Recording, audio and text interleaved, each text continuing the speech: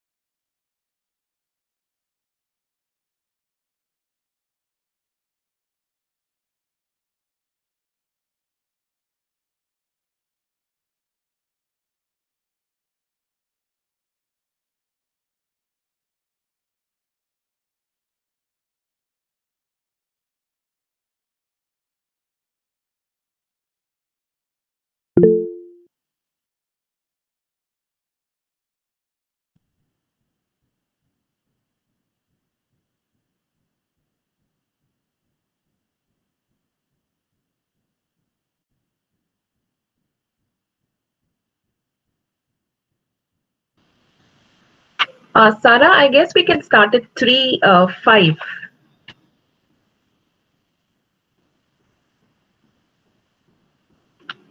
Sarah, are you there?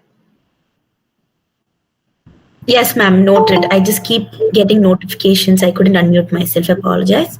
Yes, ma'am, noted. Okay. Yes. Okay, 3:05. Thank you. Thank you, ma'am.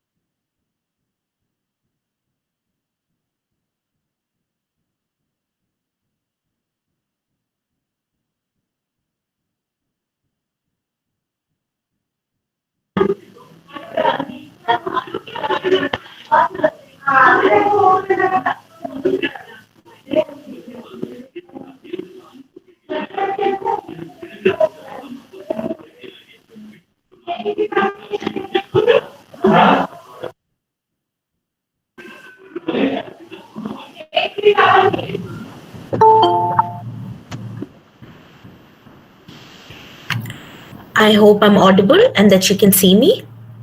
Yes? Yes, Sarah, you can go ahead. Thank you, ma'am. A very warm good afternoon to everyone present here. We have gathered here virtually for the talk organized by the Economics Department in association with the Placement Office on, on the topic called the paradox of choice making career decisions by Mrs. Srimati Ramesh. The duty vested in me is to be your MC for this afternoon. Kindly keep your microphones on mute and your cameras off to avoid any disturbances. The questions you have can be put up in the chat box on Meet. And if you're on YouTube, kindly use the live chat options and please keep in mind that the feedback forms will be sent to you only after the webinar ends, so kindly refrain from asking such questions about the same. Thank you. It is my pleasure to welcome the speaker, Mrs. Smriti Ramesh. She's the director of the Asia Case Management Center, a lawyer from India holding a master's in law from the University of California, Berkeley. Welcome, ma'am. I welcome every delegate across India, every student here who's hoping to get clarity on the question, what's next? Welcome, everyone. I would also like to take this opportunity to welcome the organizing committee of this event, Professor Clement, the Vice Principal, Professor Anita, the Head of the Department Economics, Professor Kiran Jeevan, Placement Officer and PRO, Professor Keshav Murthy, Coordinator of the Economics Forum, Professor Teresa, Coordinator of Economica, Ms. Anne Francis, Ms. Raisa, Dr. Nikhil Jha, Dr. Tulika, Dr. Padmaja, Professor Raisa, Professor Jayati, Professor Arun Sam, Dr. Parul Goel, Professor Prithvi, Professor Ria, Dr. Suhas, and Dr. Jess Shankar. Welcome, professors. I also welcome the faculty present here from both Josephs as well as outside. Now, I invite Professor Kiran Jeevan, the PRO of St. Joseph's College Autonomous, to introduce the speaker for today's talk. Professor Kiran Jeevan, kindly unmute yourself. Sarah, Kiran just got logged out by mistake. Could you please add him? He's waiting. Okay. Yeah, thank you.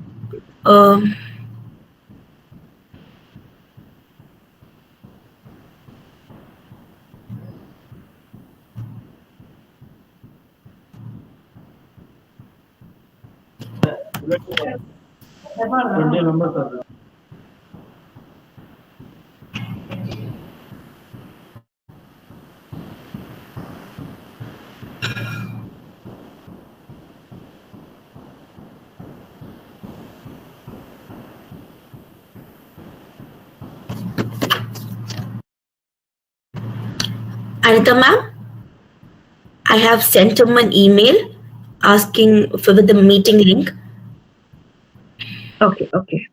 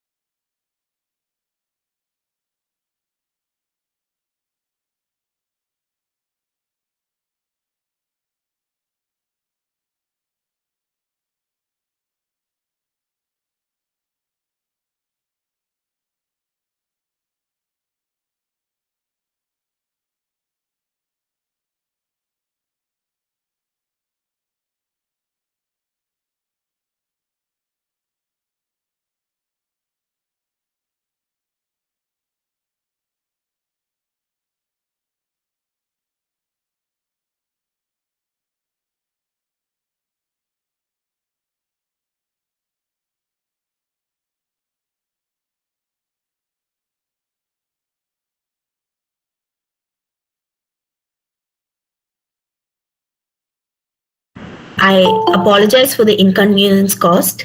Kindly hold on. Sir will be with us in any minute.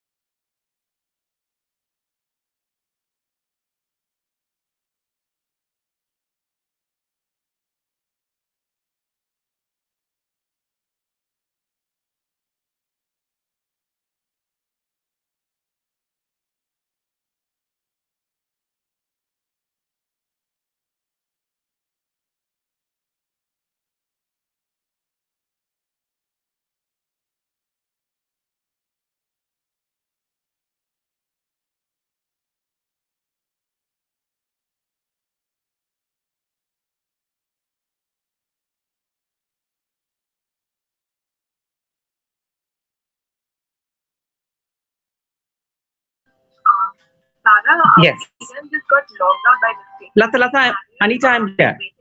Anita, I'm here. Okay, Kiran. I got back. Okay, Kiran. Okay. Yes. A warm welcome to everybody. Good evening. A warm welcome to this international webinar on the paradox of choice, making career decisions, hosted by the Department of Economics and the Placement Office of St. Joseph's College. I have great privilege this evening to introduce our speaker, Ms. Smriti Ramesh, who is the director of the Asia Case Management Center of the American Arbitration Association International Center for Dispute Resolution. She is passionate about capacity building and has presented in many conferences, seminars, training initiatives, and has spearheaded many developmental and policy projects. She was involved in the revision of Arbitration Act in Malaysia, investor state mediation rules, and other alternative dispute resolution projects within Malaysia and for the continent of Asia. She has diverse backgrounds with expertise in case management, proficiency in institutional rules, alternative dispute resolution services, and institutions in the region. Smriti has also practiced in India, dealing with a variety of transnational, domestic, and international arbitration disputes. She is originally a qualified lawyer from India and holds a Master's of Law from the University of California in Berkeley. I also extend a warm welcome this evening to the host of this webinar, the Department of Economics of St. Joseph's College, as a warm welcome to the head of the department, Professor Anita Noronha, and her team of faculty members. I also extend a warm welcome. The inconvenience caused. Hold on. So will be with us in any minute. I also welcome the members of the placement team, placement faculty, and members attending this webinar from other institutions. A warm welcome also to all the students. I'm happy to inform you that we have around 800 and odd registrations for this webinar. Once again, on behalf of the principal, the management of St. Joseph's College, a very, very warm welcome to Ms. Smriti. Thank you so much for joining us this evening. I now hand over the session to you, madam. A warm welcome to this webinar. Thank you, Professor Kiran. I appreciate the kind introduction. Good afternoon to everyone present here. Thank you for showing up. I hope you have an interesting session. Before I start off, please allow me to thank Professor Clement D'Souza, the Vice Principal, my teacher and mentor for a very long time now, Professor Anita Noronha, Professor Kiran, Professor Prithvi, Professor Ria, Neeraj, and the technical team for putting together this fantastic initiative and also for inviting me today. Now, this event, this webinar is special to me for two reasons. The first is, I think I was one of the first batch of students that Professor Noronha taught economics. And therefore, when she reached out to me, the event in itself holds special meaning. The other important reason is that I too was a student of history, economics, sociology, and political science from Bangalore. And I can well relate to possibly all the questions and issues that you're all facing, because although it was a long time ago, I went through all of it, and I hope to give you some clarity, or if not, at least give you some perspective on what goes behind making these career decisions. Now, I promise to make this session as relevant as possible. I encourage you all to ask any questions that you have in mind. I do not promise to have all the answers, but I will let you know or make sure I can put you in touch with someone who can help you better at the end of this session. Now, please give me 1 second so I can put this up. Okay. Okay, so let's talk about what we're going to be doing today and what this session is and what this session isn't. Now, this isn't going to be a session where magically at the end of it, you know the answers, you know what you're going to do. For some of you, this is a decision that's already made. But what this session, or what I aim to do with this session, is hope to get you to think about your choices in career and decision making in a slightly different context and perspective. Now, you also have to bear in mind that this entire presentation is going to be limited by the scope of my personal experience and views. And if there's one thing we know in this information era, is that there is just so much information that we are all yet to access. So please be mindful and aware of that. And please feel free to prove me wrong at any given point of the presentation. Now, what I also want to do is to draw attention to the decision-making process that almost all of you in the audience today has to go through at multiple stages of your life, starting from your choice of career to your first job, to studying further, so on and so forth. Now, in this process, some of it is things that you will figure out for yourself. These are very personal decisions to make. But there are a lot of things that when I was making a decision, I wish someone had told me. And I know a lot of my colleagues and peers felt that way too. So I'm hoping that I will be able to give you some of that information and you can benefit from it. Now, I'm going to split this up into 3 sections. The first is that I'm going to talk to you about the topic and why I chose the title of the topic and what relevance it has to your decision-making process. Now, the title of this, and we'll talk about it shortly, is not original, is not something I came up with. Paradox of choice is a concept that Barry Schwartz, an author, came up with. And he came up with it around the first time the first iPhone was launched. And I was lucky enough to read this book at a very crucial juncture of my life. And at that point, he was talking about how the choices you have overwhelm you. And I was feeling that when I was making a career decision. And bear in mind, my understanding of the choices that I had came from still spending 20 rupees an hour at a browsing center in Jayanagar. So I can only imagine how much harder it must be for you students right now with the information overload that you have. So anyway, before I talk about what they mean as the paradox of choice, I do want to show you a very small YouTube clip that I'm going to share. And this is something that you can relate to quite effectively. Now, before I play the video, I want you to bear the statistic in mind. A popular study that came out in 2013, and this was supported by a lot of resources since, says that an average adult human being makes 35,000 decisions a day. So you have to keep in mind the amount of choices that you have in making this decision and the intense pressure that you face as students in making this decision. Now, our job isn't to delve into what this theory is, whether it makes sense or not, but I do want you to watch this video, and I'm going to tell you in a minute why I think this is relevant when we're talking about making a career choice. So if you give me 1 second, I'm going to play the video now.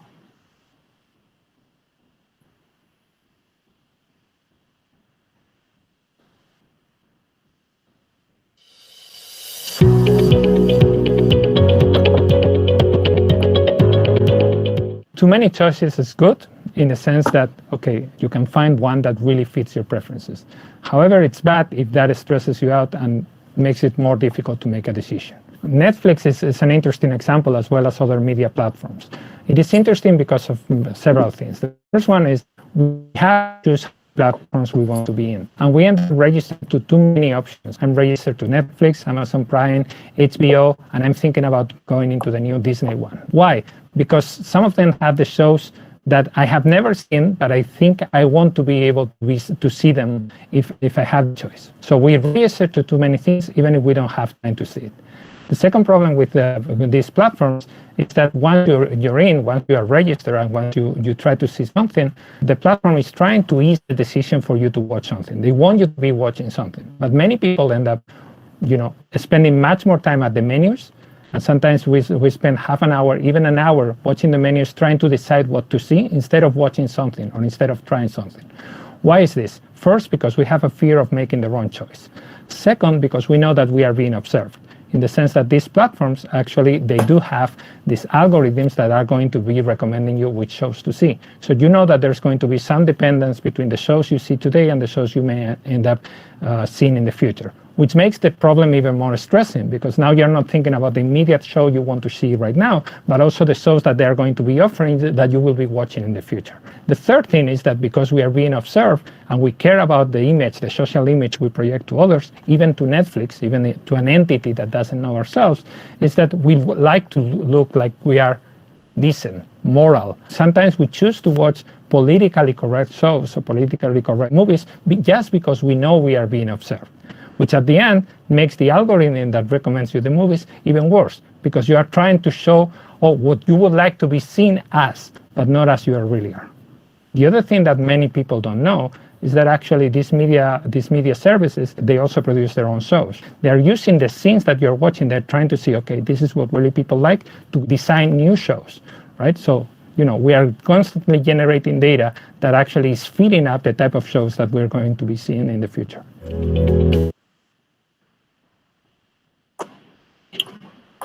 Okay, so what you just saw is a perfect example of what happens when you have too much choice. You can end up with what Barry Schwartz, although was referring to the consumer perspective, you can end up with what they call as disappointment and analysis paralysis. Now, before we go further in understanding career choices, why am I bringing up the paradox of choice? It is not because I think too many choices is bad. I actually happen to believe that having a lot of choices gives you the ability to choose. But how we respond to choices, how we consciously process these choices, and how we match our expectations on the basis of these choices is something that you have to bear in mind the entire time we're going through this presentation, and also when you yourself are internalizing to make a career choice.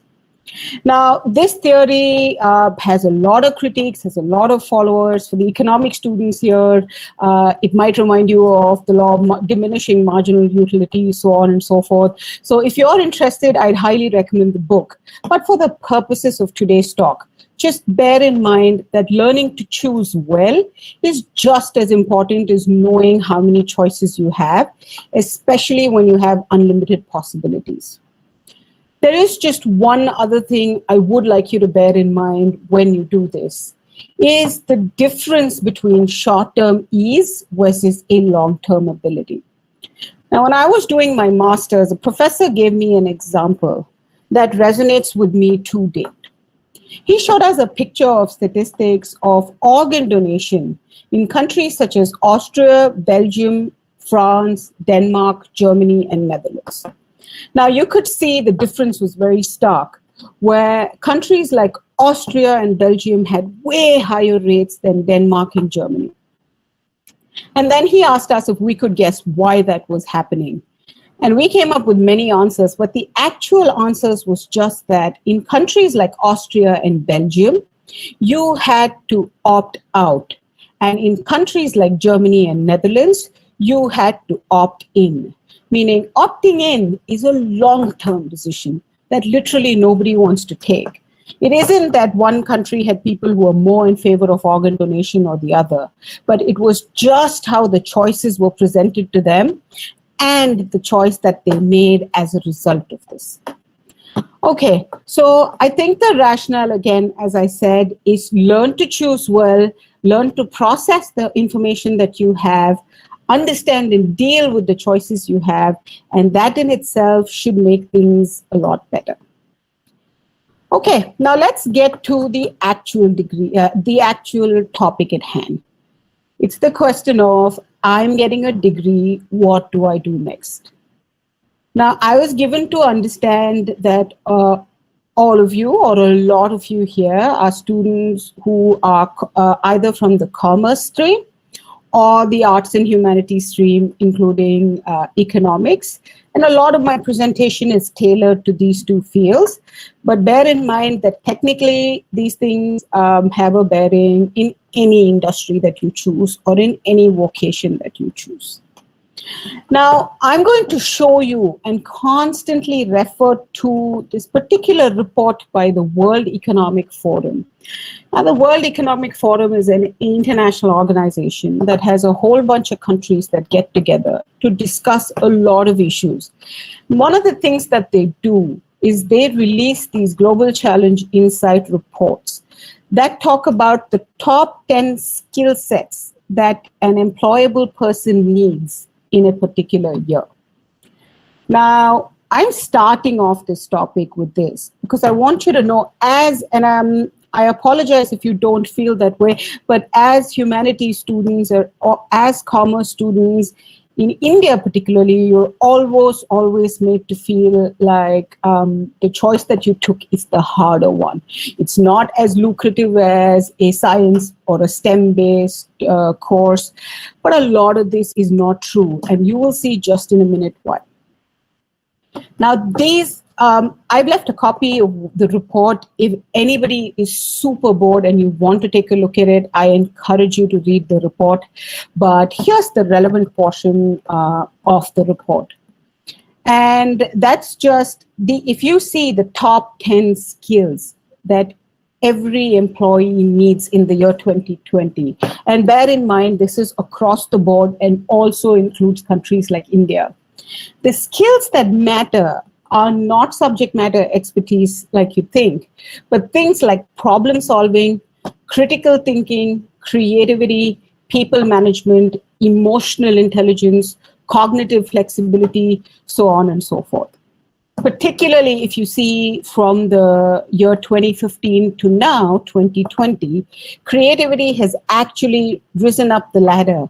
And it is indicated in the report that being flexible and creative is going to be one of the key skill sets that any employee needs. Let me tie it back to the point I was making about humanities students. Is that as social sciences, humanities, and commerce students, whether you're studying history or economics or commerce, you have an inherent advantage in that every subject that you study is conducive for you to pick up these skills.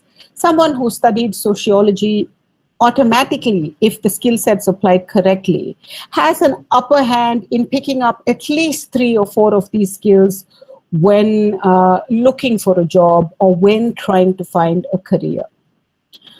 Of course, I'm also going to tell you that absolutely all of these skills are acquired skills, meaning you have to put a little bit of effort into it. There is only this much that subject matter expertise can do for you. Skill set acquisition is an entirely new ballgame that you will have to learn to play. Now, why do I say that? Again, I'm not sure how many of you are aware of this term, but where we are now is officially called as the 4th Industrial Revolution. And what this means, as you can see, is there's development in artificial intelligence, robotics, nanotechnology, so on and so forth. But where it also comes back is that the economy is increasingly becoming a sharing economy. And a lot of things are coming back to how human beings socially perceive this technology. So this is what it means in terms of the job market of the future. I'm going to throw just 1 or 2 statistics at you, not to bore you, but just for you to think about it from a perspective that you've never possibly thought of before. Now, this report also says that the most leading and lucrative jobs today in many countries did not even exist as a job 5 or 10 years ago. And the popular estimate also says that 65% of primary school kids who entered school in 2016 will end up working in job types that do not exist yet. Which is to say, this entire thing is so constant, so dynamic, and it's evolving so much that just as important as it is to pick a career or a job, is the ability to anticipate, prepare, and you're going to see me throw this word quite often during the presentation. It's what everyone's talking about in the professional sector now, is upskilling and reskilling. This seems to be defining economies. Countries like India, Singapore, all these countries have started focusing on upskilling. Now, without looking into it from a macro perspective, what I want to talk to you about is what are your choices and how does this reflect in the sphere of upskilling and reskilling. Now, once we talk about choices, please bear in mind that the choices that I show you now as we go forward are possibly the tip of the iceberg. And some of them are, yes, definitely going to require more specializations, more studying, so on and so forth. But this is a good place as any for you to start to think about the options you have. And because I'm a social science student, I'm going to start off with just giving you some options after a degree in humanities and social sciences. And then I will briefly touch upon the same options for commerce students. I also want to let you know that these two options are oftentimes interchangeable. So when I put something in this, it does not mean it's not an option available to a commerce student. And when I say conventional, emerging, and unconventional, please bear in mind that this is, well, I wouldn't say arbitrary, but this is a classification that is entirely what I think is relevant. Now, I could have gotten the classifications mixed up, but suffice to say, these are your options. Now, when it comes to arts, I'm not going to read out everything, but I am going to touch upon a few career choices for you to see. Now, the conventional jobs are, of course, becoming a teacher, getting into advertising or marketing. When I say advertising and marketing, I'm covering the entire realm of the industry. I'm talking about copywriters, content writers, editors, publishers, media, filmmaking, so on and so forth. You also have, for those who study psychology, psychology-related options, the obvious conventional wisdom of going into business, public policy, public relations, social work, not-for-profit, etc. But let's talk about the other two fields here, which is emerging and what I think is unconventional. Now, here's another buzzword for all of you to remember. That's basically data science. Now, data science is a term that is just being thrown around in every industry that you have. And if you just as much as Google most lucrative careers of 2020, data science and analytics are almost always going to top the chart, at least for the foreseeable future. Now, every company, every organization has a very different definition of what data science is. But focusing on data analytics or data science with or without a specialization for a lot of students is a great first step into looking at expanding into multiple fields after. The other thing that's becoming very common is an intelligence specialist. What does an intelligence specialist do? Well, intelligence specialists are like analysts, but they also perform a slight predictive function in the sense that you can have an intelligence specialist for emerging trends. You can have an intelligence specialist for companies or a particular sector like bioscience, pharmaceuticals, so on and so forth. There is one common thread in all of this, is that the subject matter expertise that you pick up from studying economics, sociology, statistics, commerce, the intermingling of these subjects actually automatically makes you a viable candidate. It actually gives you an edge over a lot of other students. And for a lot of you students who live in the cities, the additional exposure that you get that is not provided or that is not accessible to so many students is also an added advantage, provided you know how you're capitalizing on this advantage. Now, I'm going to also point out some of the other, if you have a question about a specific provision or profession, drop me a question if I've missed it out and I'm not addressing, and I'll tell you the best I can.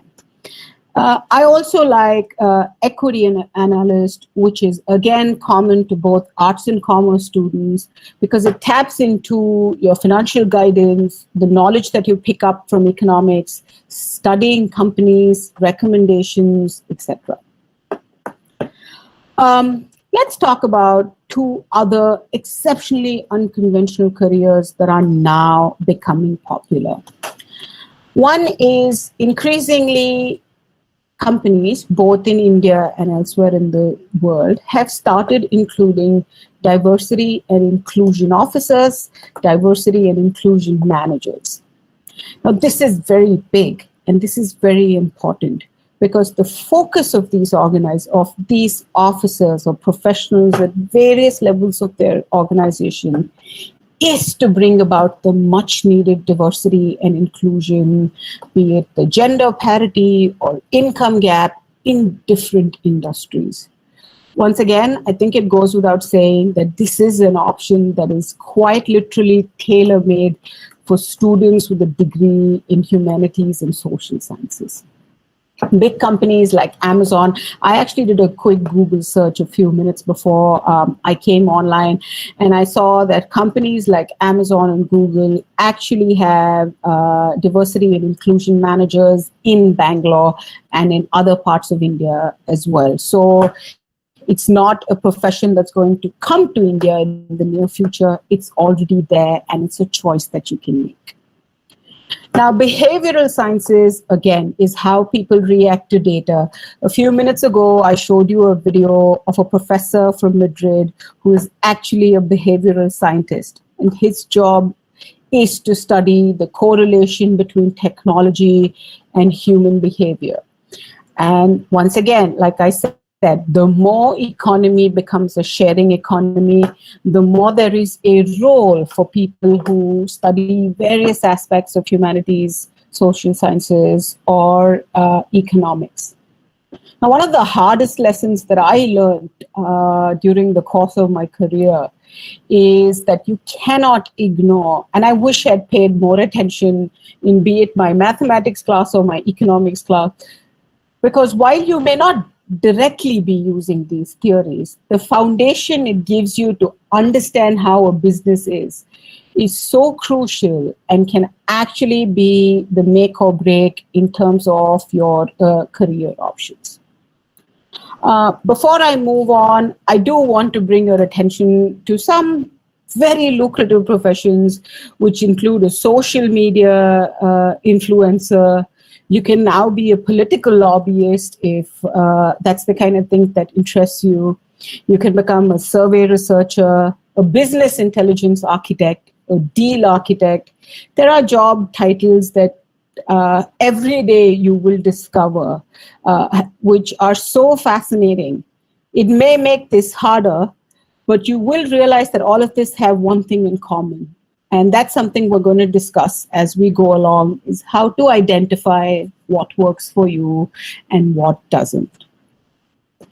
Okay, now I'm actually going to move on to commerce students, because I was told that quite a few of the participants today are also from commerce. Now, when it comes to your choices that are available to you for two reasons. One is I'm not the most qualified person to speak about it. And two, there's enough and more being said about it. So today, in the limited time that I have with you, I actually want to take some time to draw your attention to some of the unconventional and more emerging trends available to commerce students. Some people that I have had to interact with quite closely, and I'm extremely fascinated by what they do, is the emergence. Well, I wouldn't say emergence, it's been around for a while, but it's just becoming more popular with days, is the presence of forensic auditors and forensic accountants. This is quite a valuable career choice, or something to think about if you're curious about if you're good at attention to detail, if you're curious about mixing multiple aspects, because I've met forensic accountants who have a degree in psychology and then did their CA or CFA, which gives them an unimaginable edge over other people who apply for the same careers. You can be an actuary. For some reason, being an actuary in some parts of the world is considered one of the most lucrative jobs for the commerce grads. I'm not sure. I could be wrong, but I don't feel like it gets its due in India. Turns out it is quite lucrative in India as well. And India actually has an institute of actuaries which certifies you. There's also risk analysts, risk certification, risk mitigation experts, all of who consciously need to be commerce graduates because it's imperative that you understand numbers. It's imperative that you're able to distinguish, understand the accounts, so on and so forth. Again, information about all of this is available on the internet. But sometimes we just need to know where to look. If you see, I've actually included something that's called a corporate entertainment accountant. Again, this was someone I met about last year, and I had never heard something like this. So I actually was very curious, and I asked him what he does. And a corporate entertainment accountant is actually a very high-profile accountant for particularly the entertainment industry. Now, this individual had interest in the entertainment industry, music, filmmaking, production, etc. And what they do is they become accountants for particular projects, television studios, or production companies. And they actually play a decisive role in the budgeting of the actual film or project or studio, etc. Now, there's, of course, quantitative finance, there's predictive finance, there's the regular options that you have, stockbrokers, hedge fund managers, statisticians, moving on to supply chain. Again, diversity and inclusion jobs are a thing in all companies. They're also very popular now when it comes to accounts. All the big four, if I'm not mistaken, the consulting organizations, the Deloittes, the PwCs, they all focus on diversity and inclusion. And these are jobs that are a great way because there's a lot of you who probably feel passionately about a cause, but also have real world commitments such as a student loan or a housing loan, etc. And jobs like this are a fantastic way to bring about the balance. Not too long ago, if you wanted to do something, for the lack of a better word, more meaningful or that which gives back to the society, your options were work for an NGO, be poorly paid, and struggle to make ends meet. Now, that's no longer the case with some great things coming up, which is social entrepreneurship, sustainable development, so on and so forth. I'm actually not going to, this topic is endless. This is a topic I care very deeply about, but in the interest of time, I'm just going to talk to you or direct your attention to a couple of resources that I think will be very useful. Let me give you an example of how a commerce student worked on social enterprise. Now, there's an organization that is called the Acumen. What Acumen Fellowships and Acumen does is it brings together equities, venture capitalists, angel investors, etc. And what they find is they find a way to promote young entrepreneurs or entrepreneurs who have the idea of fixing a problem while contributing to the economy. Now, one of the fellows from India and the company thereafter is called Saral Designs. You can actually look them up. It was an Acumen-funded project where a Mumbai-based startup, they took angel investment from Acumen and they created fully automated napkins to promote menstrual safety, menstruation hygiene, so on and so forth across India. These young entrepreneurs have become so famous now that they're actually moving on to Bangladesh and other aspects. And the Acumen website has some beautiful free courses for you to see whether social enterprise or development is something that is of interest to you or is something that you actually want to explore. To a lot of you who can't afford B school, because getting an MBA, getting business school is super expensive, this is a fantastic alternative. It's a one-year fellowship, which you can apply to meet similar like-minded individuals. And again, your background as a social science, humanities, or commerce student will be your biggest advantage. Okay, I think we have about half an hour left before we do questions. So I'm going to stop talking about the options. But I do want to, the next step that we're going to do, or the next thing that we're going to talk about is, okay, we know what the choices are. This is the what, but what are we doing about the how? How do we get to do this? Before I move into that, I'm going to do two things. The first thing is to tell you is while the degrees and subjects that you learn now, it seems overwhelming. The choices that you have seems overwhelming. It has some great upsides. The good news is that skill acquisition is easy in the present day.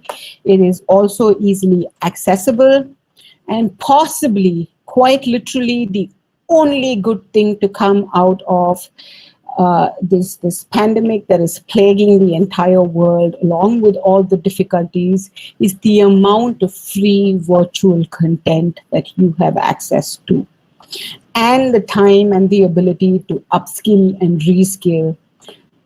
Especially if all of you as students are here today, then you and I have the privilege of doing that. And I do think we should be thankful and make the most out of it. Now, I do want to add one last point, and this is more an observation in terms of the many interns that I've spoken to from India and language. Now, do not let your English skills be the determining factor for and in choosing any of these languages. I'm not promoting bad grammar. I'm not saying give me a CV full of grammar mistakes. But what I'm trying to say is that equating that to your confidence levels is a thing that seems to be fairly popular in a few countries only. If you meet someone from Spain or Germany, they are unapologetic about the fact that they have an accent or there is a grammar mistake, because as long as you're conveying the message and you're constantly finding a way to work on it, it is quite okay. You can learn to pick that up as a skill, but do not let that define or limit your career choices in any circumstance. Before I go to the how, I'm just going to take a minute to ask the moderators whether you want to curate some of the questions now, take a break, or do you want me to move on and we're going to do the questions in the end? Ma'am, we have two questions. Sure. Maybe we'll take the two questions. Yeah, no problem. Okay. So the first question is if you could elaborate on the difference between quantitative finance and financial engineering. Mm-hmm. In terms of the scope and the job profile offered by both. Mm-hmm. Okay. I see that's from Ariman. Okay, so I am not the right person to tell you about financial engineering. Financial engineering is very diverse in its scope and oftentimes requires a very solid and stable background in the STEM subjects. Quantitative finance, on the other hand, as a field, is quite vast, and some of the job prospects within the umbrella of quantitative finance includes a quant analyst for a Big Four, for a PwC, or to be with any of the stockbroking or hedging companies, both in terms of working on data analysis, putting together the quant reports, or if you have a background in programming, or if that's something that works, you can start working on predictive quant-based jobs, so on and so forth. So if you would like for more information, or if this is something that's of interest to you, I'd be more than happy to actually put you in touch with a financial engineer. This is not my background, so I do not want to be giving you the wrong advice, but I'd be more than happy to guide you to the right person. Thank you, ma'am. Aryaman has also asked us one more question. If you could throw some light on degrees which are basically multidisciplinary in nature. So she has given out one example there. So if you could just elaborate on degrees which are of multidisciplinary subjects. Okay. Aryaman, again, the question's a little wide for me to give you a specific answer. What is happening, though, is that I know there are a lot of universities, both in the US and multiple B schools, including INSEAD and ESAD that we just saw, that are now offering interdisciplinary multi-subject degrees, not just for statistics, maths, or econometrics, but also, for example, behavior analysis and mathematics. There is a certification that is called the CQX, or for quants, and for, if you give me a minute, I can actually pull out the actual name of the certification. And that is split into 3 aspects. One is mathematics, one is programming, and the last one is quantitative finance. Now, the concept behind these multiple subject degrees are the same, and they all come back to the one thing, that is employability and skills in this field. Now, with operations research, I really do not have any information on that, but I'm happy to look it up for you.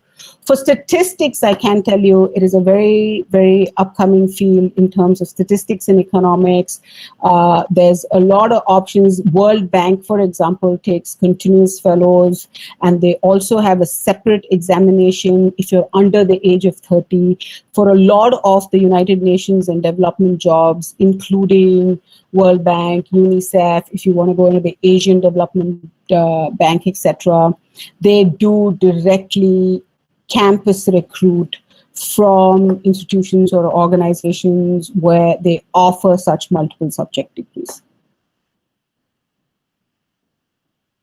We have the next question from Samskruti. So her question is being a market researcher and an intelligence specialist the same? They are not the same, Sanskriti. They are, however, they do share a lot of similarities. I will tell you this, though, the term market researcher or intelligence specialist is literally a term that every company uses in a very different context. But the basic differences for both a market researcher and an intelligence specialist is an intelligence specialist is expected to go one step over and above that of a researcher. You are expected to give your predictions. You're expected to use your expertise to predict, for example, development in a particular sector, whatever sector it is. Or you're expected to anticipate, if you're, for example, in the business of stocks and predictive quants, an intelligence specialist actually offers that extra level of expertise. A market researcher, on the other hand, just collates these data and finds a way to present them. So that's the kind of scope or the difference, one of the many differences that I talked about.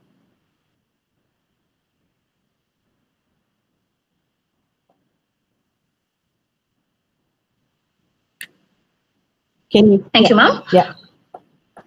So we have the next question from Lamia. So her question is, if you could elaborate on the career options that's available in the field of international relations. Sure. Okay. I'm sorry, I didn't catch the name, Lamia. So international relations, career options. Again, these are questions that are very generic, so please do not take my answer as being the be-all and end-all, but take them or treat them as a foundation. Now, when it comes to international relations, it depends on which aspects that you're talking about. If you are, for example, if you finished your civil services, then of course you have diplomacy. There are universities in the US that specifically offer courses on diplomacy and international relations. There are options at a much more entry level is if you have a background, there are what you call policy-based think tanks across the world. The World Economic Forum is one of the examples. Then you have something that's called the Green Climate Fund, which is all the countries that come together for climate change. So international relations back in the day just used to be being a diplomat, passing your IFS exam. But right now, you can participate in it from both the private sector and the public sector, which is you can be part of international organizations. This is actually something that I'm going to talk about as we go further. But there are two exceptionally valuable resources. One is called DaveNet Jobs, and the other is called davex.com. And what they both do is collate all the available international development jobs, even, for example, an economics job, but in an international organization or intergovernmental organization setting. So when it comes to international relations, as you can see, your career options are endless. What you can do is sit down and analyze what your background is, whether you have a sociology background, whether you have a psychology background, and see where your skill sets lie, whether you're looking to travel, whether you're looking to have a job that's more application-based, etc. And look at some of these resources that I stated, and then pick a niche that works for you. I will sound you a little warning, and international relations or a career directly in international relations has a lot of difficulties that you have to circumvent because the options are not that endless and there are many people competing for it. But it's just about how smartly you navigate it. For example, if you do policy or public policy in a private sector, it makes it easier for you to make the jump into an intergovernmental organization or a policy organization at a later stage.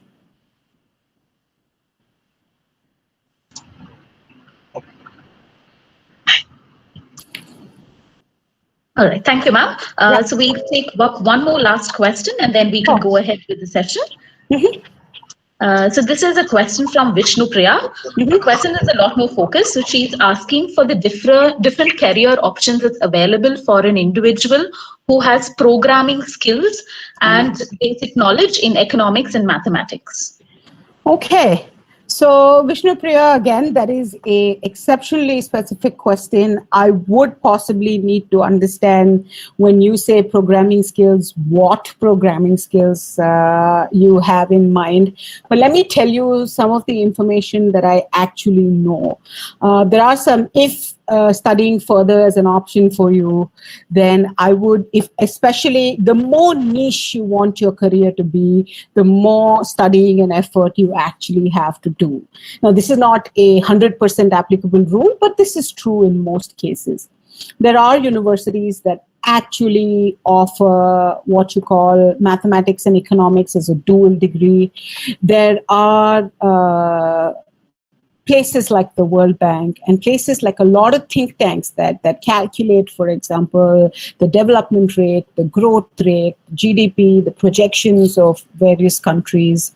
When you have programming skills, if you have the right programming, of course, like I already said, you have quantitative, you can be a programming guy with quants.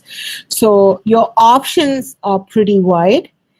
I also need to understand what programming skills you have. Well, more than me understanding, I think you'll have to get a sense of these are the skills that I want to build on, and these are the skills that I like. For example, you can be talking about macroeconomics, and then you automatically know that any prediction-based analyst or quantitative job makes a lot of sense.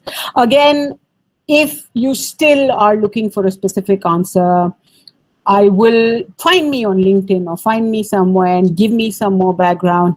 Like I said, whatever I can answer, I'll answer. Otherwise, I'm pretty sure I know people with a specific skill set that you're looking at, and I'd be happy to put you in touch with them. If it's okay, I see a question from Drishti about law. And given that it's what I do, I would like to talk about that before going on. Is that okay? Sure, ma'am, no problem. Okay. You can go ahead. So I think Drishti asks me, what in your opinion are the most relevant sectors in the field of law in the current and upcoming times? Okay, Drishti, I think one of the things that I have to tell you is current and upcoming and relevant are all terms that are literally changing by the minute. But here's some of the fields of law that automatically are here to stay. Privacy law is going to be the next big thing. Dispute resolution is something that's already there. Policy and data, the more you see, you're reading the newspaper, who's storing your data, is it a violation of privacy, is there a problem with this, how are you sharing data? These are very important. When it comes to commerce students, and I think when it comes to careers, I like to think of them as ice creams. There are some very exotic flavors that are called flavors of the month. And there are some career choices in law that are basically like vanilla and chocolate. They're there forever. And tax is a field like that, and dispute resolution is a field like that. So for a lot of commerce grads, you don't have to go through 5 years of law.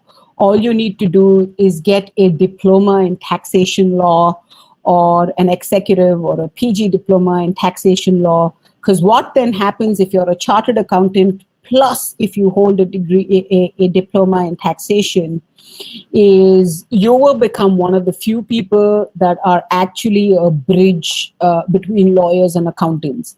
You will find lawyers who don't understand number and accountants who don't understand law. So if you can be that value add who can actually understand both, I don't have to say this, you can put 2 and 2 together. You'd actually get yourself that advantage or edge over the others almost instantly.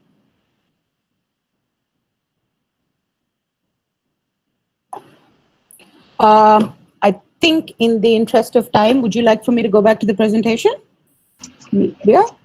Yes, ma'am. Yes, we can ma'am. go back to the presentation. Yeah. Okay, thank you guys. I still see a few questions. Please keep them in mind. I will take them maybe after we finish the session. Okay. Sure, ma'am. Can you see my slides? Yeah. Okay. Okay, so now what about the how? This is just, I'm going to start off. The next few slides are possibly going to be a lot of verbal, it's going to be a lot of words, but please pay attention to the ones that matter to you, because I think while these are generic, they do apply to every stream of choice that you make. The easy stuff, whether you've thought about it or whether you're going to think about it, my number one advice, because this is a mistake that I've done before and I've learned the hard way, and I know so many of my friends who did this, is do not make career choices on the basis of the academic subjects alone. You may be getting the highest marks in economics or the highest marks in English, and therefore automatically think that is where my career lies. But there is a huge difference between the actual academic subject that you learn and how you implement it, or how a career in that field looks like.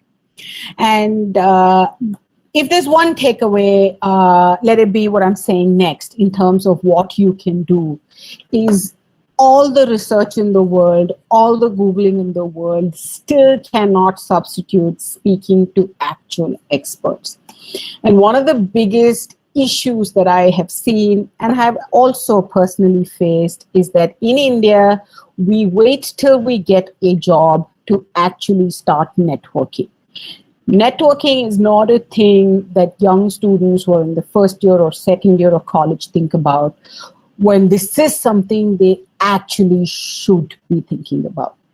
So if you do your master's somewhere outside, you're going to come across this term that's called an informational interview. This is actually quite popular in a lot of parts of the world, particularly in the US, etc. And it is a great way to figure out what you want to do. I don't know how many of you have a LinkedIn account. If you don't, please get yourself a LinkedIn account. I know it can feel like Facebook a lot of times with people sharing stuff, but LinkedIn as it stands now is one of the best resources for you in terms of finding these people. Again, You need to look out for areas that you like. For example, someone just asked me about economics, maths, and that. If you just look it up, you will see so many people who share the same passion and who have made a career out of it. You don't have to find the CEO. You don't have to find Indra who talk to you about being a CEO. You can find people with a few years experience. When you get on LinkedIn, in fact, you'd be surprised at how many people from Joseph's, from your own university, or people having the similar background as you do are available, are a few years ahead of you, but still have been there and have done that. You can reach out to people on LinkedIn very politely using the right etiquette, asking them for an informational interview. Trust me when I say this, you are not going to be the first people who do this. A lot of experts actually anticipate this. Now, I do have to tell you to be very wary about how you communicate to them. I respond to a lot of people on LinkedIn, but I sometimes get messages that say, hi, give me career advice. I mean, that's not how you approach people, because you need to do your background before you do informational interviews. Because an informational interview can be basically you telling them, I'd like 15 minutes of your time to talk to you, to understand where you're coming from. So you have 15 minutes of that person's time. And it's very important for you to do your research and ask the right question. Some of the things that can get you started is you can ask them, what did you do along your career path to get to where you are now?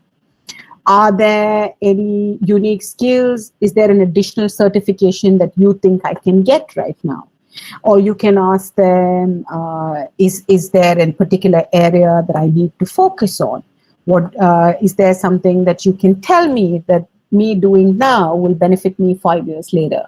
It's okay to ask them, I know the first question in mind is how much does it pay? Does it give you a little bit of job satisfaction? But do not use informational interviews for that, because you get the one chance to connect to people like this. And please definitely reach out to them and start doing this. So think of the right questions. And here's the other thing, like I said, undergraduate students do not think of building a network. Take a minute to examine your network. Is your network of what you'd call professional contacts? Feel free to include your friends in it, but are they all homogeneous? Are they all people who study the same subjects as you, who do the same things as you? Because then you are not building a diverse enough network. The greatest place to start and the easiest place to start is to reach out to your school friends. Different ones from a batch of 50, there will be people who have reached out to multiple and diverse fields. Find them and see what you can do. Build a network. Again, like I said before, one of the best things that has happened in this particularly difficult and challenging time for everyone is how many opportunities have arisen. I've actually, and I'm probably going to share those resources to you, I have seen some great organizations which you would have had to travel to, spend a lot of money, resources that you don't have, offering virtual internships. International organizations like the UNICEF, the Asian Development Bank, they're all going to be putting out virtual internships. And here's an opportunity that was not made available to us. Difficult circumstances have led to this, but it is your job to actually reach out and find this, because this is an advantage you will not get again. Now, I do have to tell you this though, when you keep your expectations or entitlement a little down when you do this, because when you reach out to 50 people in LinkedIn, chances are 25 of them will not reply to you. And that is okay. Do not take it personally, because they have other things to do, they have other commitments, and you're only trying. When you face a rejection, whether it's an internship letter, whether it's a LinkedIn request, or whether it's a job, rejections are not unique to you. Now, you all come from, and trust me when I say this, this is a disappointment I've personally faced in the beginning of my career as well. You all come from, you're in one of the best colleges in Bangalore. So it's safe to assume that wherever you came from, your schools, you were quite the top and you were used to getting things done easily, you were the popular one or you were the smart one or whatever it is, do not bring those expectations into this. When I was doing my master's, I think there was an economic recession that hit the world, and I actually checked my Google inbox, and I think for my first job, I sent out about 350 applications. The good ones, if they like you, will reply about 20 times saying no. 2 or 3 will actually call you for an interview, 5 or 10 if you're fantastic. But here's the thing, in a class of 100 people, almost all of them that I knew went through the same experience. So you have to equip yourself. It is not a reflection of you. It is not a reflection of your CV. It is not a personal failure. So please embrace the fact that rejections are commonplace just because of the sheer volume of people. So once you know that, once you handle that, these things become better. Now, the one thing I want to tell you to do is look at internships. I know, and I had a chance to speak to a couple of your professors who told me you have a placement cell, which is fantastic. So you have the resources that the college is giving you to make the most of it, to find internship for commerce students. Make an effort with it. I wish I had made in the first few years a better effort with my internships rather than just making it I need a certificate so I can get my internals and get out of here. For the arts, humanities, and social science students, there are so many internship opportunities available to you. Do not wait till you finish your degree. I'm not asking you to get a boring job. I'm asking you to find an internship. There are internships that let you travel the world for free. There are internships where you can meet people from different cultures. Some of the resources I will share with you in the upcoming slides. But find something that catches your fancy. Even if it's 1 week or 2 weeks, work with people, because you're not going to be building skill sets or even understanding what a career or job really is until you intern. You cannot make a decision based just on what you read. Again, one of the things, and this, I'm going to be parroting this, and I say this all the time, I oftentimes also tell myself this: take the pressure off finding the perfect job for yourself. This goes back to the paradox of choice that I was talking about. There is no perfect job. You can find an ideal fit. You can find a good job. Sometimes you can find an average job because that's the only job you're getting, but that's fine. As long as it aligns with your career goals, sometimes even if it doesn't, as long as you have that picture in mind, you can always jump back. This is why people say there's a difference between a job and a career, and one job does not make, define, or break a career. Again, I'm going back to telling you what Barry Schwartz said, because like I said, I can't tell you enough times how much that changed how I look at things. Barry Schwartz says, when you're making decisions, when you're picking choices, when you're looking for the perfect one, you're going to be left with a lot of disappointment. Sometimes, just sometimes, good enough is good enough. If you have 10 things, and if this particular job's ticking off 7 boxes for a first job, that is fantastic. Please take it, and please don't worry about, is my career over? Is this job going to break or make my career? None of that's going to happen. Remember how young you actually are, and that you have the freedom to make mistakes. The only person beating yourself up over that mistake is you. So cut yourself some slack and focus on looking at the ideal job and not the best job. I do also want to tell you this as someone who looks at CVs, and if you speak to a lot of hiring managers, the average time that a recruiter spends on a CV is said to be 6 seconds per CV. So that's the time that you have to make or break an impression. Sometimes you can do everything right and still not get called back. Like I said, that's not a reflection on you. But this is why it's also important to focus on building yourself and letting that reflect your CV. Don't spend your time building your CV saying, I need 2 NGOs, I need 3 extracurricular activities, I need 2 recommendation letters. No, because trust me, if you're thinking of doing it, there are 50,000 other people who are doing the exact same thing. When I say learn to write, speak, and interact, it comes back to this. Learn business writing, because all the writing that you do is writing an exam answers. Coursera, EDX, they all have free courses on how to draft a resume, how to draft an official letter. Look at it, or just practice. The more you practice, the more you'll figure out. But stop writing your covering letter like you'd write a detailed answer in an economics essay. Because remember, they have 6 seconds. So if you can't sell it to them in that 6 seconds, then you're not doing a very good job. In the interest of time, I'm not going to go through everything that's here, but I do have a couple of slides left. So I'm going to just go through the important ones. Okay, what else can you do? Hone your skills. Not your subjects, hone your skills. If there is a takeaway that I want you to think about, that is upskilling and reskilling.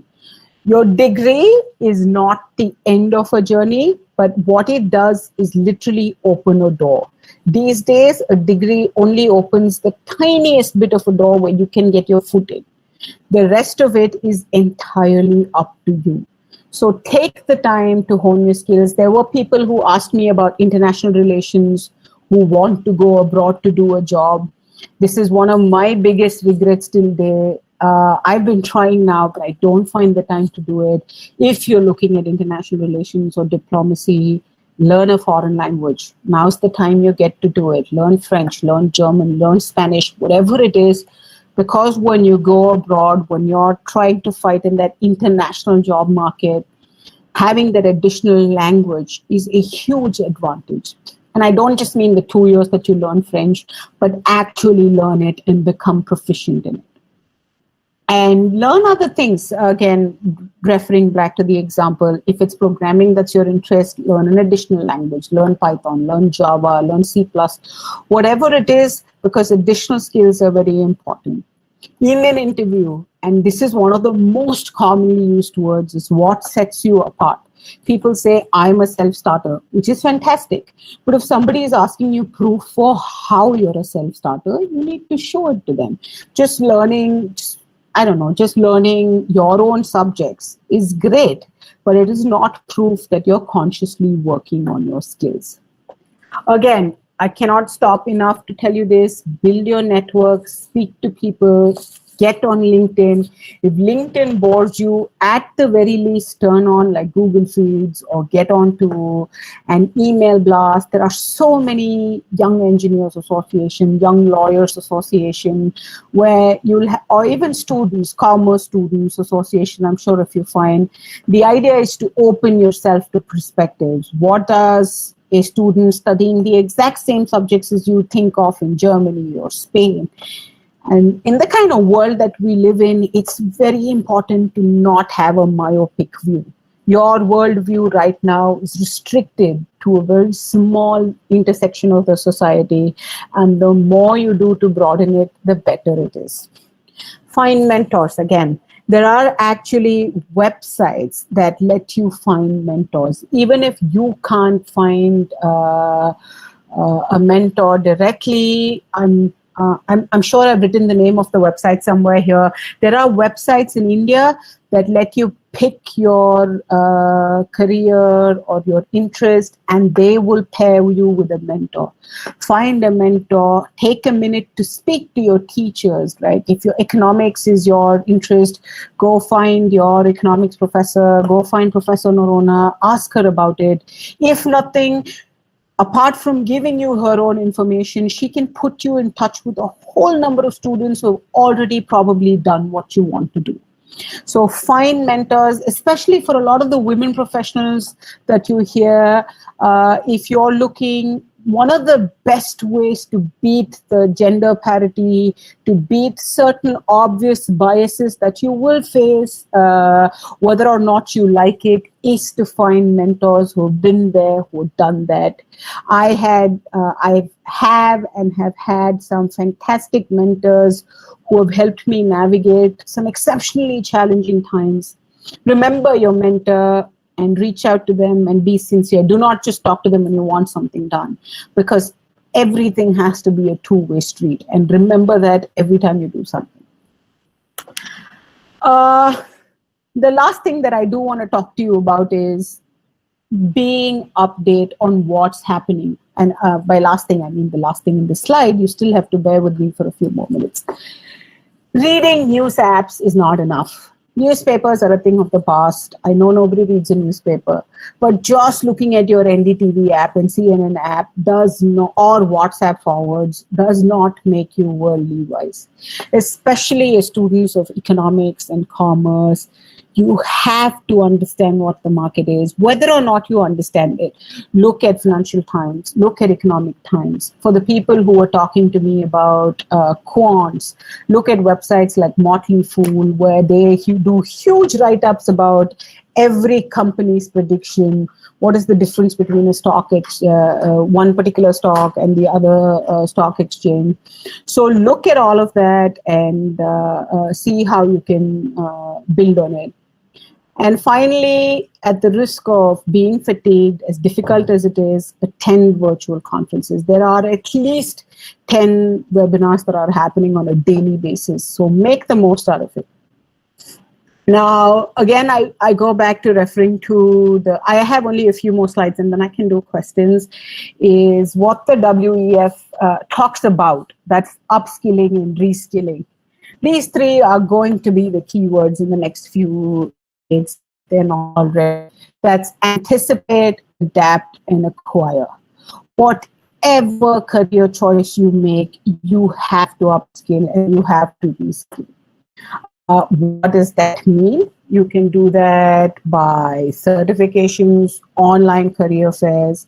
Make the effort to draft resumes, CVs. Do not give people what they call cookie cutter CVs, which is copy, paste, copy, paste, copy, paste. Show some individuality. For example, I am a lawyer by profession, but I know the need to upskill and reskill. So after all these years, despite really not liking numbers, I'm taking the time out to study and try to do an executive MBA because I need to understand what digital marketing is, what data is. I no longer can just say somebody else is taking care of it. So wherever you are in your career, look at how you can upskill yourself or reskill yourself. When it comes to resumes, I do have some very simple pointers. Look at your CV. Again, remember you have 6 seconds. So highlight skills as keywords. Sometimes just using action words makes a difference. Instead of saying part of the project, you can say participated, led the team. So anything that you can do to make your CV stand out, use bullet points, capture the attention of the recruiter, and highlight what is relevant only. The number of CVs that say reading books is a hobby is too funny, and those things don't matter. It's fine to talk about your interests, but they need to be relevant to the job. When you're starting out, the thumb rule should be you should be able to draft a 1-page CV, nothing more. If you cannot say it in 1 page, you shouldn't be saying it. Again, take advice. There's Business Insight, Harvard Review, World Economic Forum. People way more qualified than I am put out so much articles about how to upskill, what is the reskilling that you should look at, how can you build emotional intelligence, agility, etc. Again, an important point is be open to feedback. Seek it, process it, don't take it personally. Not every boss is going to give you feedback very nicely sugar-coated, honey wrapped in a gift wrapper. Sometimes it's just going to be blatant, direct, and in your face. As young as young graduates, as young students, this is going to be shocking to you. But once you start anticipating it, process the feedback, throw away the negativity. I'm not asking you to put up with toxic feedback, but understand that if you were perfect at the job, you wouldn't be a fresher. You have to go through the pain points. You have to go through the learning. So please be open to feedback. Take stock. Keep taking stock and keep changing your mind. For example, when I chose my first career path, I didn't even know the organization that I work for now existed, or that people did stuff like this, policy, capacity building. And that's okay. But what's important is, as you know, as you evolve, as you explore, please think about it. Now, higher education and specialization. I do have only 2 more slides, so I'm going to get through this quickly. How do you decide when you're going to study and where you're going to study? You again have to do a lot of research. Look at the universities, draw up a list, do a schedule, and think of almost all the universities, especially if you're looking at universities outside of India, offer virtual tours and webinars which tell you about the institution. Reach out to the alumni, draft your statement of purpose, and go through multiple drafts. Ask a lot of people, ask your friends, ask your parents, ask people who are completely unrelated to the process, because you need a fresh pair of eyes. Stop asking people who think like you. You need people to tell you what's right and what's wrong. Again, some of the scholarship, so some people, it is a financial burden that is not viable. So look at resources that you have. You have, especially for social sciences and humanities students, you have some very prestigious scholarships like the Commonwealth Scholarship, the Rhodes Scholarship.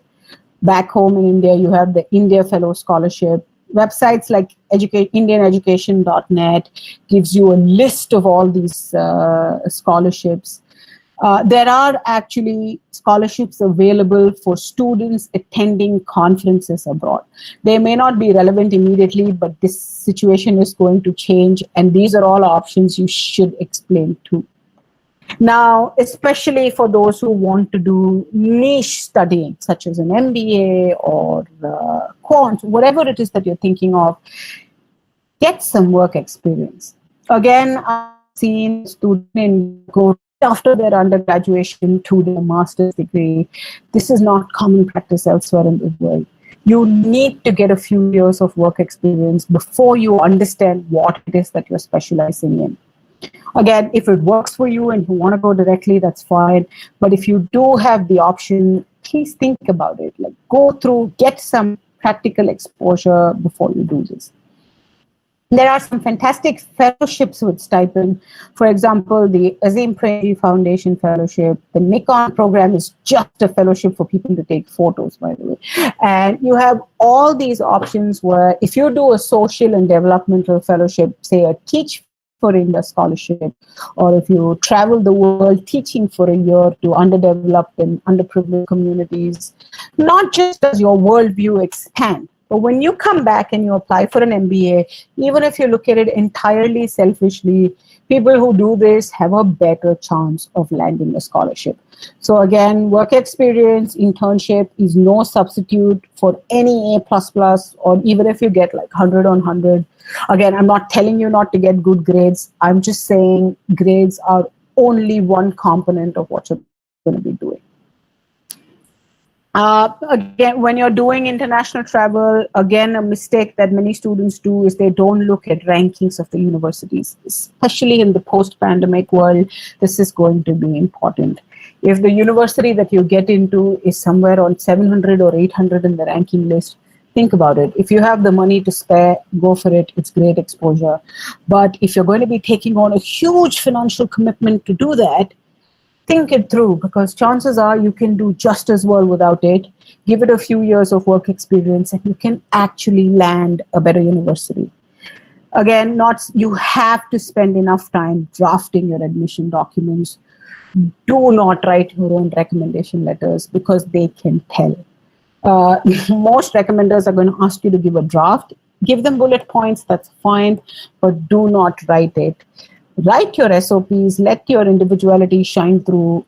think about why you're doing the degree. Don't just say, I got A+ in all 5 degrees through 5 years. Tell them why you want to do the course. Let them see a little bit of your personality. Because if you're, for example, applying to Harvard, rest assured 90% of the graduates who apply there have exceptional academics. So if you spend your entire SOP talking to them about your exceptional academics, chances are very high that you'll go to the bottom of the pile very quickly. So you need to show them how all-rounded you are and how your personality has developed, what are the decisions you've taken, what are the responsibilities that you have, so on and so forth. Okay, I think we're back to 7, but since we started late, let me go through just a couple of more things. In an interview, please show up prepared. Never go unprepared. Do not neglect the importance of learning the organization you're going to. Don't spend your time pushing yourself to stress on finding the perfect job. Do not expect miracles overnight. This is a slow process, and what you're doing is one step at a time. I'm not saying this to disappoint you. I'm trying to tell you again that we all are surrounded by so much information, and we think, I've paid my dues, I've spent all these months studying, I've spent years getting this, therefore the next thing that's going to happen is perfection. You will have to work towards it. So take initiative and keep an open mind, and always remember, your first job or any job does not determine your career. It is a stepping stone. It can be a great choice. Sometimes it can be an absolutely bad choice. That's okay. These things happen, and you can just do yourself the favor of not letting these mistakes define you or set yourself unrealistic expectations. Things that you absolutely should not do: formatting, typos, and grammatical mistakes in CV. Just use spell check or use websites like Grammarly. Because if you can't even take the basic steps of making sure your CV and covering letter is clean, you cannot expect the hiring manager to think this through.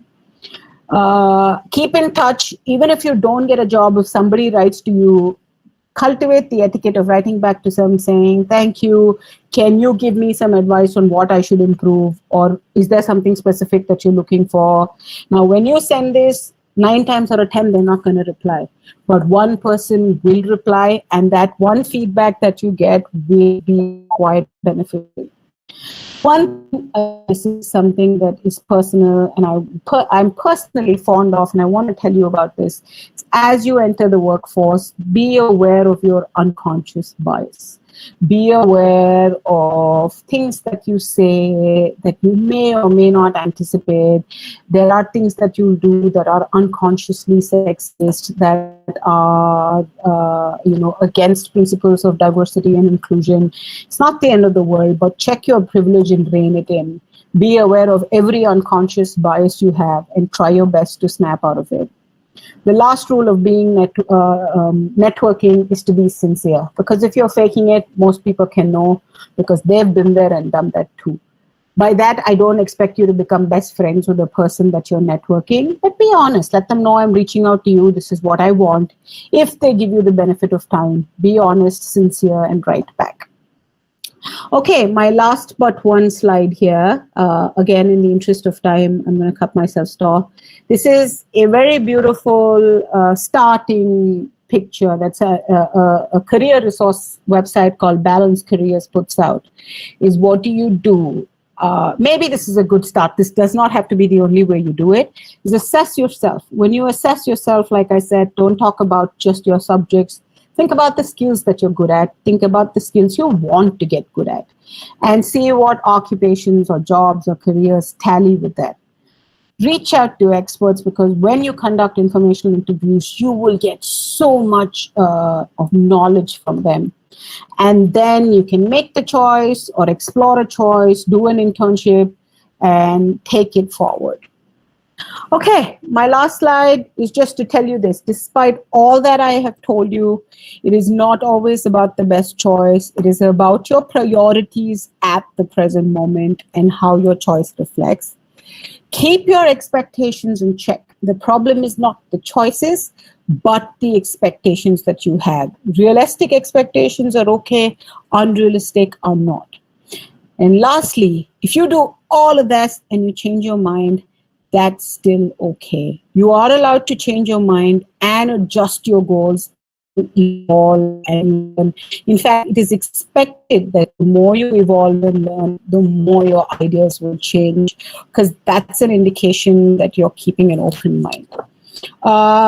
Yeah, well, with that, I think that's about all that I wanted to share.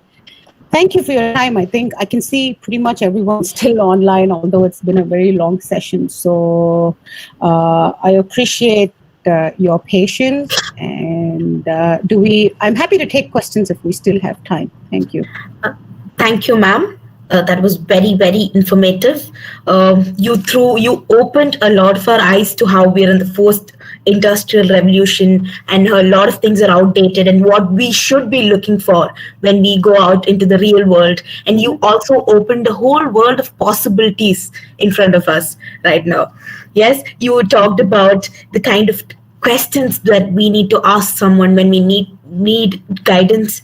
You talked about the importance of having a proper network, building a network, and making sure you have a very professional relationship with all of them, right? And what to expect and to handle rejections. It was not just based on career options. It was also, your talk was also based on how we should put ourselves forward as individuals, as students, as learners every day.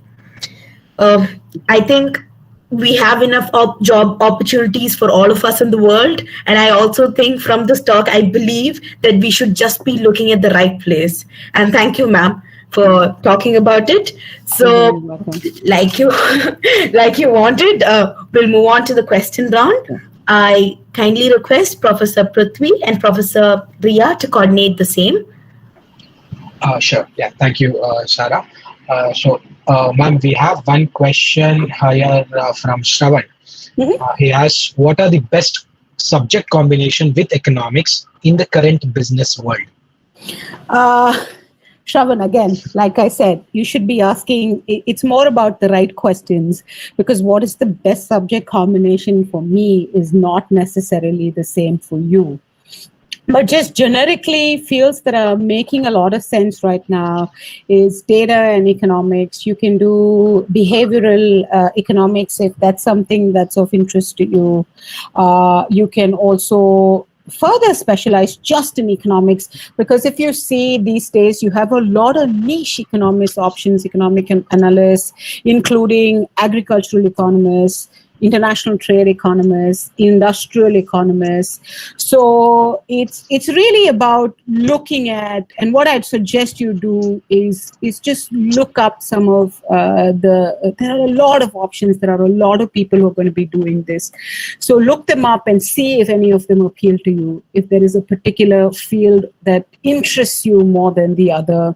Because I think one of the questions is, how do I get into the field of behavioral economics?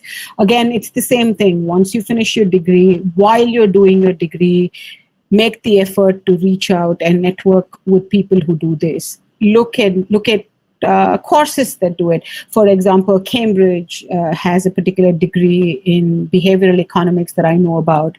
University of California, my alumni university, actually goes through cognitive behavioral economics. They do public policy and economics. Then they do, in Singapore has Lee Kuan Yew School. And I read somewhere recently that India has started a diplomacy and economic school in Hyderabad. Sometime starting last week, there was a 10-day course. It's something I wanted to attend, but I couldn't, where they had a whole bunch of former advisors, ambassadors come together and talk about India's role in the changing order. So what you really need to do is find all of this and break it down to see how it aligns with your priority. I could say, for example, there is combination A that's fantastic, but combination A could only be available in a course that you do not have access or resources to. So that's not going to make a lot of sense. So instead of looking at the best option, look at the most viable option, one that aligns with your interests. Thank you so much, ma'am. We have one more question from Nisha, actually. So what exactly does the term political lobbyist, and what kind of organizations are looking to fill such posts?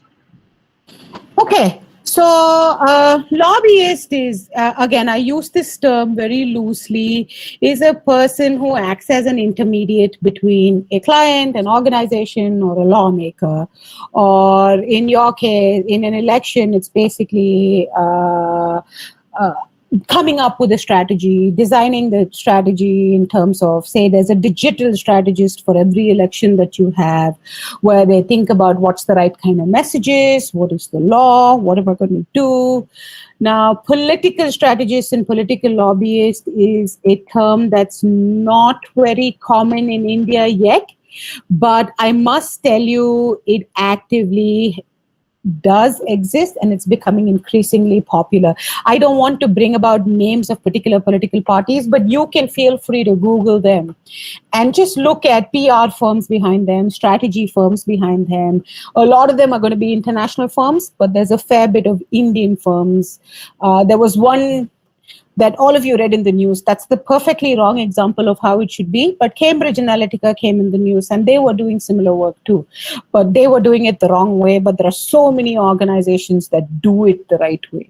There are people that work directly for political parties where you have, and you'd be surprised to know, if any of you have watched, I know it's well before your time, there was a show called The West Wing, which spoke about how the presidential lobbying, etc., in the US.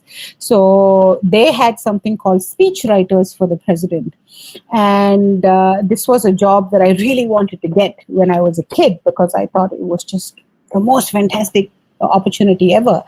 But the reason I bring that up is sometime a few months ago, I actually saw a job posting for a speechwriter for a particular political party in India. So you actually, these options are now very real, tangible options for people in India, people studying in India. You just need to know how and where to look. Thank you, ma'am. So we have one question from Octane. How to get admitted in National Law School of India University, Bengaluru?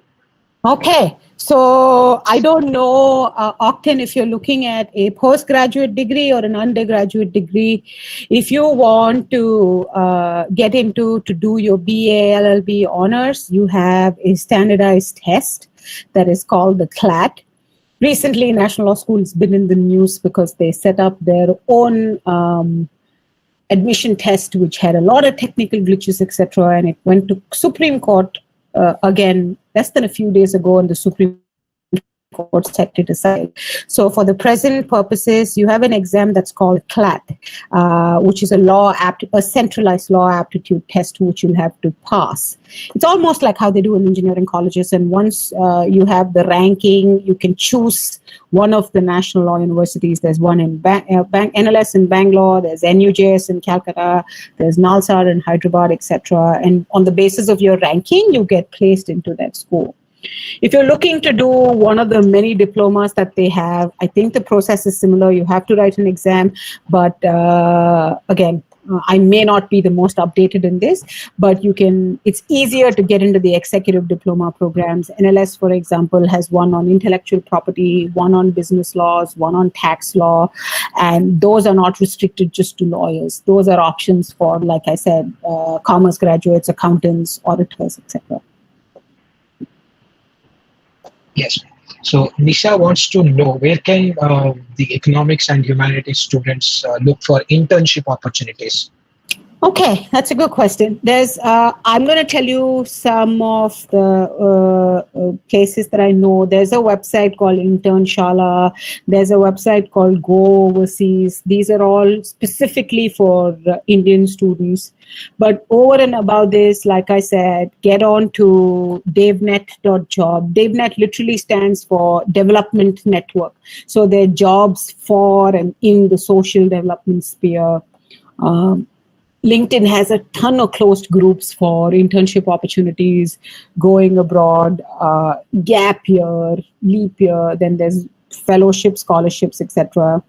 So these are some of the resources I can immediately think of, but I'm fairly certain I'm only scratching the tip of the iceberg. There's going to be so many options that are not popular enough, but you should be looking at them.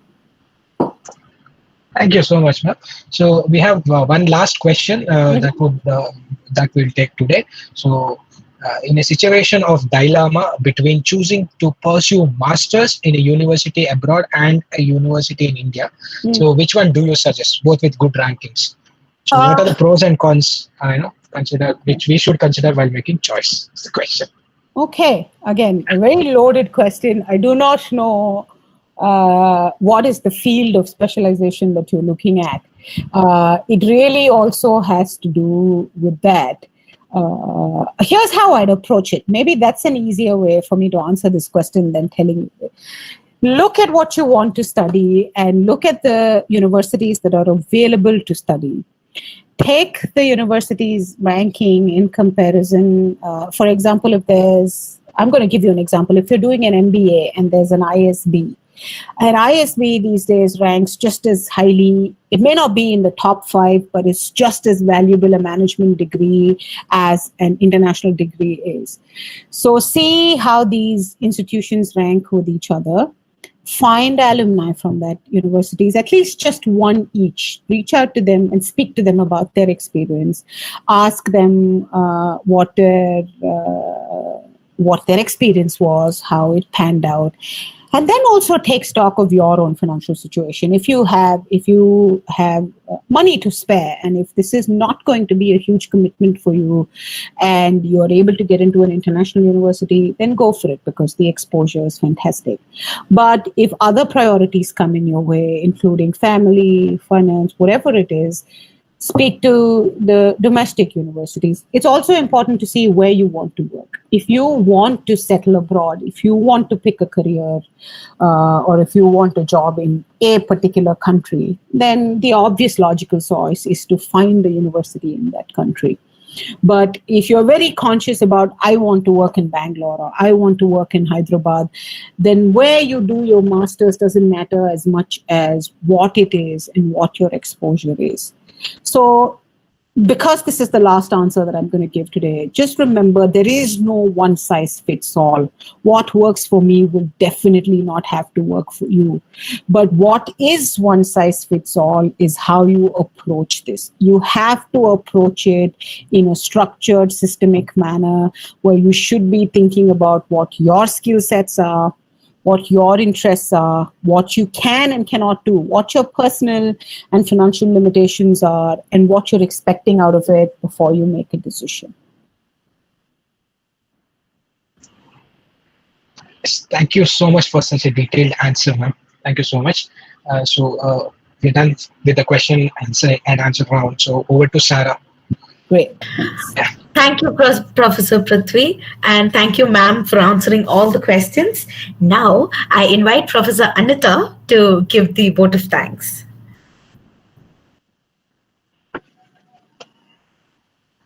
So, on behalf of the Department of Economics as well as the Placement Office of St. Joseph's College, Bangalore, I would like to place on record my heartfelt gratitude to the speaker of this webinar, Ms. Smriti Ramesh. Thank you so much, Smriti, for your valuable inputs. And I'm sure the students will now be able to make a fairly good decision regarding their career. And I know that you're an extremely busy person.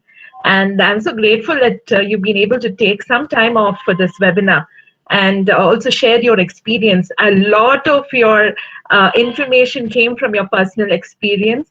And I think, students can really relate to what you spoke today. So thank you so much, Smriti. And I should just say that I'm a very proud teacher to see my student up there as a successful person. Congratulations, Smriti, and thank you so much. And I would also like to thank Father Principal, all my colleagues at the Department of Economics, the faculty and student team of the Placement Office, the student team of the Economics Forum. Thank you so much. Special thanks to Professor Kiran Jeevan. Thank you, Kiran, for collaborating with us for this webinar and making this webinar a grand success. Thank you, Professors Ria Idikila and Prithvi Kashyap, for taking us through the Q&A sessions. And most of all, it is a special thanks to the backbone of this webinar, that is the technical team led by Neeraj Savio. Neeraj has been working day in and day out, sending out emails to all the 800 odd participants, sending the link, arranging for the technical run. So he has been the backbone of this entire session, and his entire team, Shuli, Nisha, Caroline, Shraddha, and of course, Sino Sara, who is our MC for this evening's program. She's taken us through this entire program so professionally. Thank you, Sara, for this. And also a heartfelt thanks to all the participants of this webinar. I hope you all had an enriching session this evening. Thank you all and have a great evening. Thank you. Thank you, ma'am. Thank you, Anita ma'am. I have a very important announcement for all the participants. Kindly check your mailbox for the feedback forms. You are required to fill it in the next 2 hours. And if you face any difficulties with the same, contact the technical team at the earliest. Thank you all for attending. You all can leave the meeting, but I request the organizing committee, the speaker herself, to stay back for a small snapshot. Yes? We can take a screenshot, maybe. Thank you, ma'am. Thank you all.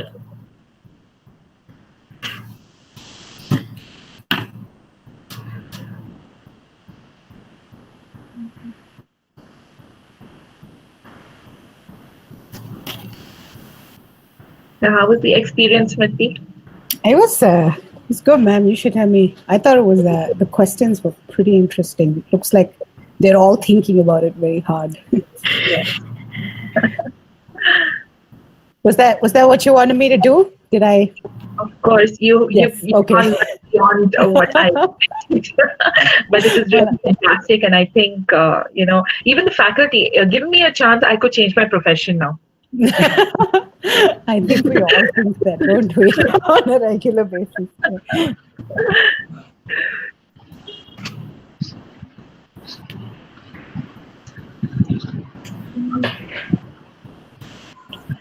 I guess now group photographs are only going to be online pictures like this. Screenshot is what it is. It's such a sad thing. I think, where have you landed now? Yeah.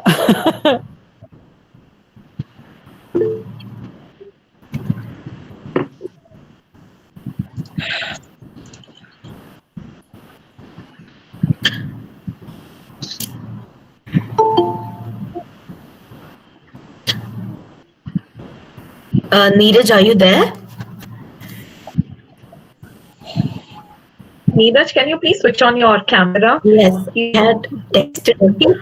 Please camera share.